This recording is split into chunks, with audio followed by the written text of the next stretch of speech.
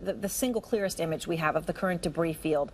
Let me show it to you. What do you see in this, in terms of what happened, in terms of whether anyone could have survived the initial impact? Well, you can see how widespread it is just from this view. You can see some of the pieces that are large. They've been saying before the largest piece is about the size of a small vehicle, a small car.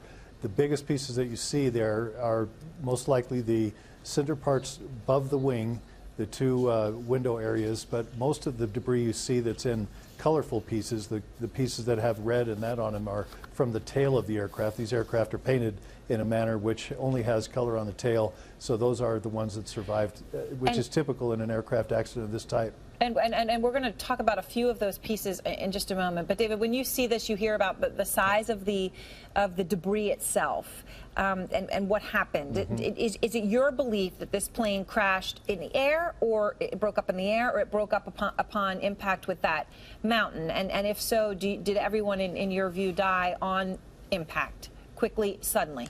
Yeah, at this point, it looks as though it was just from the impact at the ground. There's scatter points. There's two scatter points, which would indicate that it hit once and then it broke up into two. It's the second section, and that second section had a second scatter point. So that's when this would have happened. Now, the fact that they're all small pieces indicates to me that it did hit all at one place in a solid hit, and that when that happened, the debris comes back out at you. So it's kind of a ricochet effect, because this ground is frozen, so it's like hitting concrete basically, and so those parts come back, and as they come back, as the rest of the aircraft is going forward, it literally takes all those pieces and makes them into small pieces. So it's not just a rapid explosion that you might think, it's actually as it hits and comes back, so it's all instantaneous. This is in less than a second. All of this happens, so the passengers would not be aware of anything that happened at all. It would have been so surprising and so shocking, they would have had no idea what happened to them that at is all.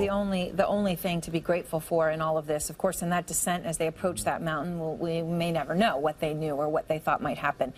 Les, there are some larger pieces, all right, not many, but as we just heard, the size of a small car, and it was a European official saying that, so we are talking about small pieces here.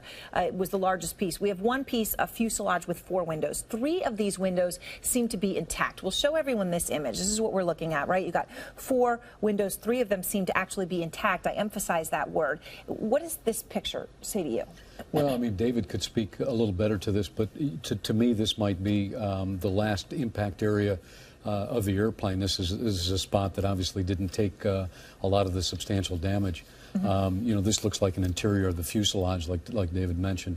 You know, it's hard to speculate right at this point in time, but it's definitely an interior piece of the fuselage. And perhaps towards the back of the plane, which would make sense if it hits nose first. That would be where you'd see the bigger pieces. Exactly. David, we also have a picture of a plane. You talked about how the way the Germanwings planes are designed, there's not very much color on them. You have some red. We have some red, just a piece on the ground that has red, the Germanwings color. What are we looking at? What does this tell you, this entire piece? This appears to be the left side of the tail of the rudder of the aircraft, or the rudder of the aircraft, where there's an orange and red stripe that goes around to the back there. So that's what this would be. And again, the tail is the least susceptible because it's the last thing to arrive at the accident scene, basically. So most of the energy has been absorbed by the aircraft and by the destruction of the aircraft. So it would be typical to find larger pieces of the aircraft towards the aft of the aircraft. Les, what would it have felt like as a pilot if you're descending at this rate, 27,000 feet in 8 minutes? What would it felt like to passengers? Yeah, let's address that, because we're using the terminology plunge, and this airplane really didn't plunge, and I think David spoke about it to some degree. It seemed as though this was a controlled descent. When we started... So sharp, but not terrifying? No, it wasn't even that. I mean, I've done that rate of descent just at the top of descent to begin our arrival into a particular airport. Okay. So the passengers would have felt a slight nose-down attitude. Their ears would have started to sense that they were starting to descend.